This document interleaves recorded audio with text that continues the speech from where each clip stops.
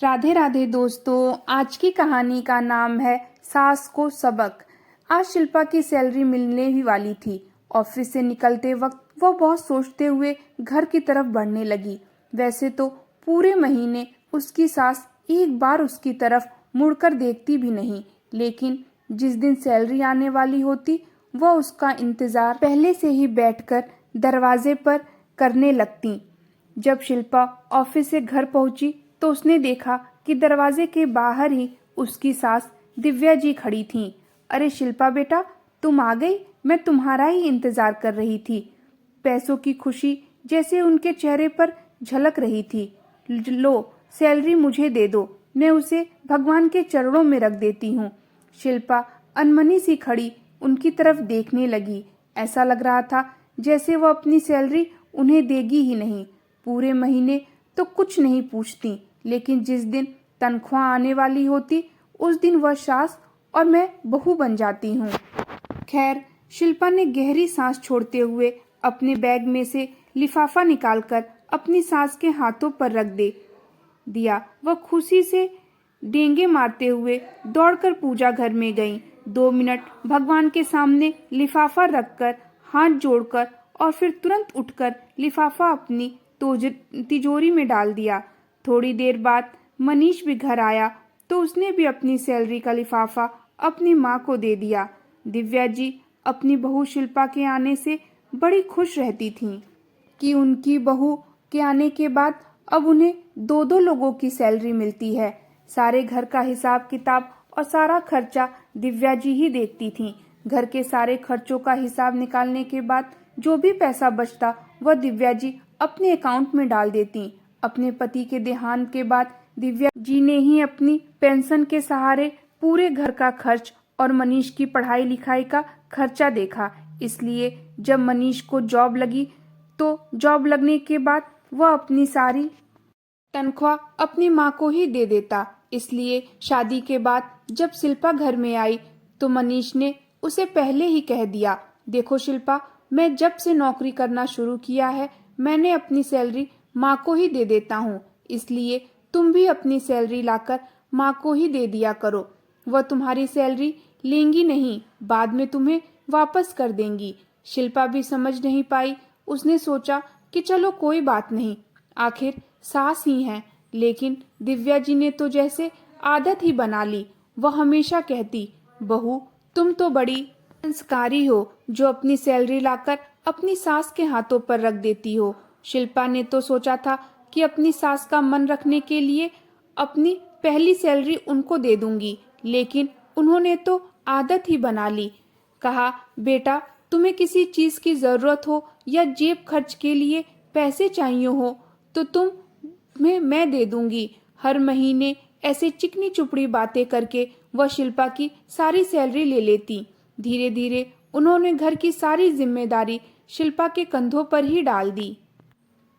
वह सुबह घर का भी काम करती, फिर दिन भर ऑफिस में भी काम करना पड़ता। इसकी वजह से शिल्पा बहुत थक जाती थी। एक दिन उसने अपनी सास से दबी जबान में कहा, मम्मी जी अगर आप बुरा न माने तो घर के कामों के लिए मैं एक बाई लगवा लूं। घर और ऑफिस के कामों की वजह से मैं बहुत थक जाती हूँ। तो उसकी सास ने मुस्कुराते हुए कहा, अरे बहू, बाई की क्या जरूरत है, खामोखा खर्चा बढ़ जाएगा। छोटा सा तो घर है हमारा, घर के कामों में मैं तुम्हारी मदद कर दिया करूंगी, तुम मुझे बुला लिया करो।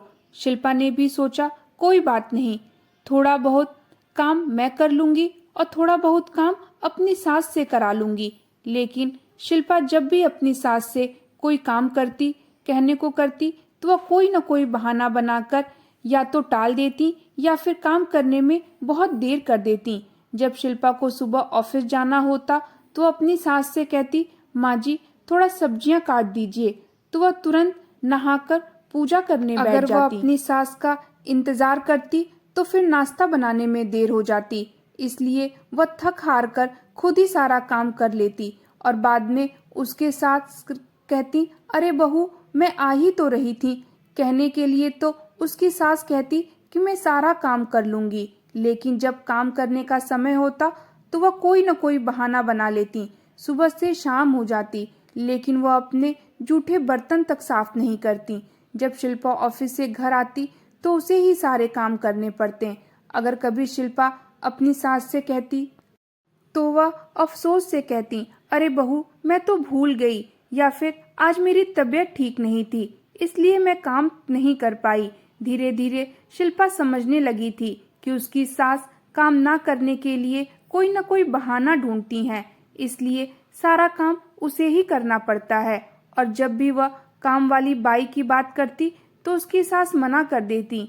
अब तो शिल्पा को समझ में नहीं आ रहा था कि आखिरकार वह करे तो क्या करे। एक दिन शिल्पा जब ऑफिस गई तो थकान के मारे उसकी तबीयत कुछ ठीक नहीं लग रही थी, इसलिए वह हाफ डे लेकर घर आई। जब उसने दरवाजे पर आकर देखा तो दरवाजा खुला था। वह अंदर आई तो दिव्या जी अपनी किसी सहेली से खूब हंस हंस कर बातें कर रही थीं और सामने टेबल पर समोसे और कोल्ड ड्रिंक और खाने की ढेर सारी चीजें रखी हुई थीं। तभी उनकी एक सहेली अरुणा जी ने कहा, अरे तुम्हारे तो मजे हैं, बेटे के साथ साथ बहू भी अपनी सैलरी लाकर तेरे हाथों पर रख देती है। तुझे तो पैसों की अब कोई कमी नहीं होगी। ऊपर से बहू तेरी हर बात सुनती है, घर के सारे काम भी करती है। इस जमाने में ऐसी बहू कहाँ मिलती हैं। लेकिन एक बात तो है, तुझे अपनी बहू की सेहत का भी ख्याल रखना चाहिए। अगर उसकी तबीयत ज्यादा बिगड़ गई तब क्या होगा। तुम्हें कौन से पैसों की कमी है, एक बाई लगवा लो। तब दिव्या जी हंसते हुए बोली, अरे बहू तो मेरा एटीएम कार्ड है और साथ में एक फ्री की नौकरानी भी। मुझे उसकी तबीयत और उसकी थकान से कोई मतलब नहीं है। अरे माना कि बहू तेरी तिजोरी है, लेकिन पगार भी उसी की सैलरी से दे देना। क्यों दे दूंगी, माना कि वह मेरी तिजोरी भर रही है, लेकिन इसका यह मतलब तो नहीं कि मैं उसकी नौकरानी बन जाऊं या उसके लिए बाई लगवाकर घर का फिजूल खर्चा बढ़ाऊं। शिल्पा दरवाजे पर खड़ी सब कुछ सुन रही थी। अपनी सास की बातें सुनकर तो वह दंग रह गई कि उसकी सास उसके बारे में ऐसा सोचती हैं। दिव्या जी की बातें सुनकर शिल्पा ने भी अपने मन में सोच लिया कि वह मेरे बारे में ऐसा सोचती हैं तो मुझे भी उन्हें सबक जरूर सिखाना चाहिए। किसी से कुछ नहीं कहा और वह चुपचाप अपने कमरे में चली गई और बैठकर सोचने लगी कि आखिर ऐसा क्या किया जाए कि वह अपनी सास को सबक सिखा सके।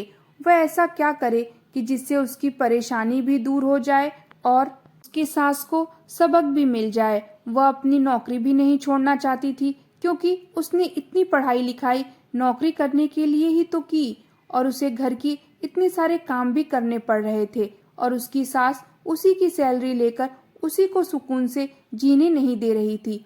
पहले तो उसने सोचा कि वह जिद करके काम वाली बाई लगवा ले, लेकिन फिर उसे लगा कि उसके साथ परेशान करके उसे भी भगा देंगी और उसे कोई फायदा नहीं होगा। यही सब सोचते हुए काफी देर हो गई। तब जाकर शिल्पा के दिमाग में एक आइडिया आया। अगले दिन सुबह शिल्पा जानबूझकर बहुत देर से उठी और उसने नाश्ता भी नहीं बनाया। बिना नाश्ता बनाए जब वो ऑफिस जाने लगी तो उसकी सास ने उससे नाश्ता मांगा तो शिल्पा ने कहा, माँ जी आज मुझे उठने में जरा देर हो गई इसलिए मैंने नाश्ता नहीं बनाया। मैं तो भूखे पेट ही जा रही हूँ। आप अपने लिए और उनके लिए नाश्ता बना लीजिएगा। उसके सास उसे कुछ कहती इससे पहले ही शिल्पा घर से बाहर निकल गई। वह बड़ी सोच में पड़ गई कि अब करें तो क्या करें। घर का काम तो उनसे होता नहीं था, इसलिए वह अपने बेटे मनीष के पास गई और बोली, बेटा आज बहू को नाश्ता बनाने का समय नहीं मिला इसलिए उसने कुछ नहीं बनाया। नहीं, तुम एक काम करो, बाहर से मेरे लिए छोले भटूरे ले आओ और खुद भी वही खा लेना। तब मनीष ने कहा, माँ इतनी सुबह सुबह मैं इतना तेल वाला नाश्ता नहीं कर सकता, तुम मेरे लिए कुछ बना दो ना। तो दिव्या जी गुस्से में बोली, तू अपनी बीवी से नहीं बोल सकता? अपनी बीवी के होते हुए तू अपनी माँ से काम करवाएगा? अपनी माँ की बातें सुनकर मनीष ने कुछ नहीं कहा और वह खुद ही किचन में जाकर अपने लिए चाय बनाने लगा। तभी दिव्या जी किचन में आई और बोली, अरे कुछ और बना लेता तो मैं भी खा लेती। तुझे पता है ना मुझे खिचड़ी बिल्कुल पसंद नहीं है। मनीष ने कहा, माँ मेरे पास इतना समय नहीं है, आप अपने लिए छोले भटूरे मंगाकर खा लीजिएगा, मैं तो यही खिचड़ी खाकर चला निकल जाता हूँ। दिव्या जी गुस्से में वहाँ से चली गईं और सोची आज तो नाश्ते पर ही आफत आ गई, अब दोपहर के खाने का क्या होगा, और घर के सारे काम भी वैसे ही पड़े हैं। वह सोचने लगी कि आज बहू ने कोई काम नहीं किया, घर में झाड़ू तक नहीं मारा, किचन में बर्तन पड़े हैं। अगर घर का सारा काम देखकर दिव्या जी को तो चक्कर आने लगे, लेकिन उन्होंने भी सोच लिया कि वह घर का कोई काम नहीं करेंगी, इसलिए वह चुपचाप शिल्पा के आने का इंतजार करने लगी। सुबह तो वह चौराहे पर जाकर छोले भटूरे खाईं और दोपहर में उन्होंने अपने लिए दाल चावल और चोखा बना लिया। अब शाम होने को आई थी, वह बेसब्री से अपनी बहू का इंतजार कर रही थीं। लेकिन शिल्पा अपने निश्चित समय पर नहीं आई, तो उन्होंने शिल्पा को फोन किया तो शिल्पा ने कहा, माँ जी आज मुझे ओवर टाइम करना है, इसलिए घर आने में देर हो जाएगी। कुछ सोचते हुए उन्होंने अपने बेटे मनीष को फोन लगाया तो मनीष ने कहा, माँ आज मेरी ऑफिस में मीटिंग है, इसलिए मैं तो डिनर करके ही आऊँगा। अब तो दिव्या जी के पेट में चूहे दौड़ने लगे। इतना कहकर मनीष ने फोन रख दिया। अब तो दिव्या जी अपने मन में सोच रही थी, जब बहू आएगी तो खाना जरूर बनाएगी, लेकिन तब तक क्या किया जाए। तब थक हार कर अपने लिए चाय बनाई और चाय बिस्किट खाकर कुछ देर अपनी भूख को शांत किया। रात के 9 बज गए। जब शिल्पा घर आई तो उन्होंने कहा, बहू जल्दी से खाना बना दो, मुझे बहुत जोरों की भूख लगी है।